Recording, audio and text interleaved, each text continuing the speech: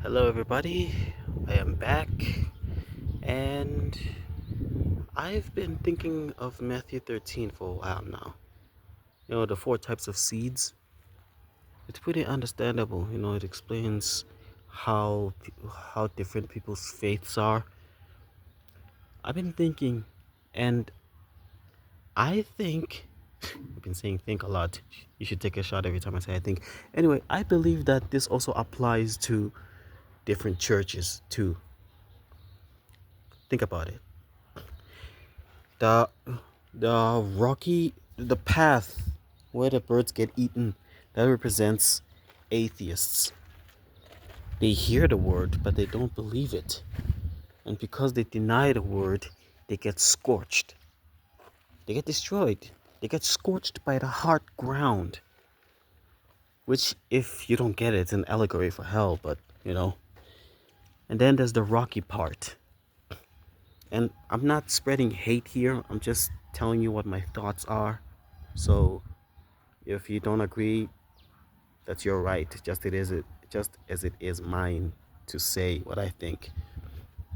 The rocky part represents the cults and the incorrect teachings of the world. For example, I had to guess, I'd say Muslims. They don't believe in Jesus Christ. I mean, they don't believe him in the same way we as Christians do. So for them, it's like this. Since the seeds are on top of rocks, and they have their own belief here, correct me if I'm wrong, since the seeds are on top of rocks, they believe that all they need is the sun. The seeds believe that all they need is the sunshine. And as for the other seeds, the Christian seeds that fell on top of fertile soil, they'll either get devoured by the ants that live there, or they get swallowed up by the soil, which will turn into mud if it ever rains. And as soon as that mud dries up, they become tall trees, the Muslims, and they can walk on top of this dry mud, having no fear that it will swallow them up because they believe that the mud has already snatched what it wanted to, and that is the Christian. And that's how I believe they believe that Christians will go to hell in their place, which is sad, really. It's quite sad.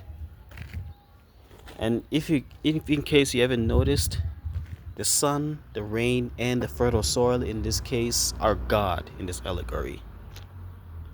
I need not to explain that, but for those who want to understand what I mean by that, you require the sun, you require fertile soil, and you require to be watered.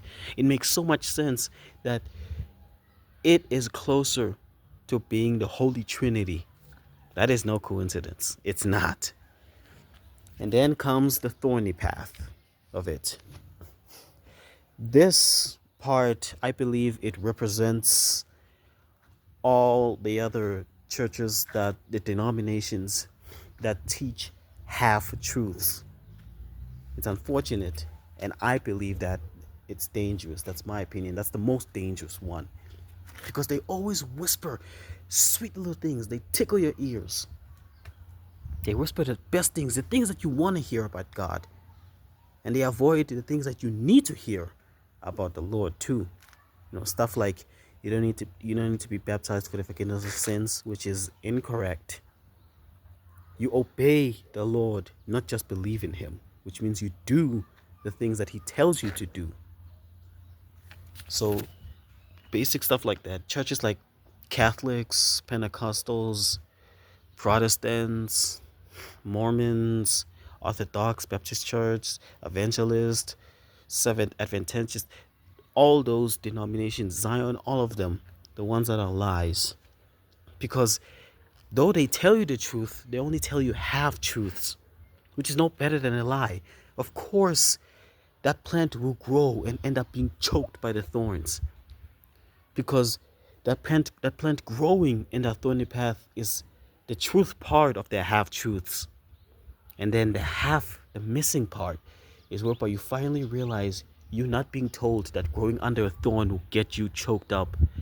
it's too late when you realize that you get condemned because you only knew half truths, that you didn't live the life you're supposed to live. You didn't obey the way you're supposed to obey. And I need not explain that true Christians who go to the Church of Christ, which is the only church, I have had to accept that because it's truth. It belongs, it's the truth that comes from God. So whether you like the truth or not, if you truly have true faith, you will accept it according to His will. I need not to explain the clear, fertile soil because we, as true Christians in the Church of Christ, I'm not gonna call myself a true Christian. I still have a long way to go. But true Christians of the Church of Christ, they listen to the Lord. Every command, they uphold the commandments at the best of their abilities. And the results always reveal themselves throughout the end of the life.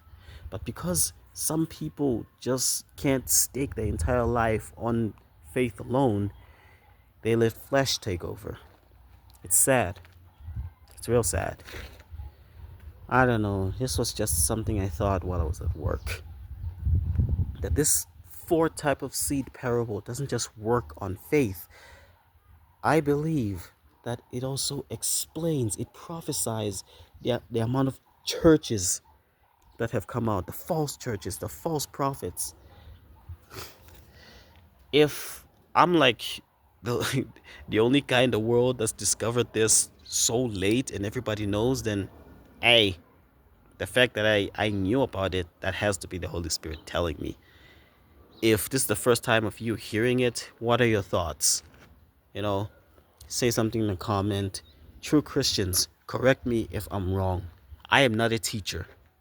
I'm only telling you what I believe is a message from God to me. I'm not a teacher. I'm but a humble messenger. And if I say it, the message wrong, and not because you believe something different, but because you're a true Christian that follows the laws of the Lord, the New Testament, then tell me where I'm wrong. I want to fix that. I am going to fix that if there is something wrong that I said. God bless, and everybody have a nice day or night. Bye.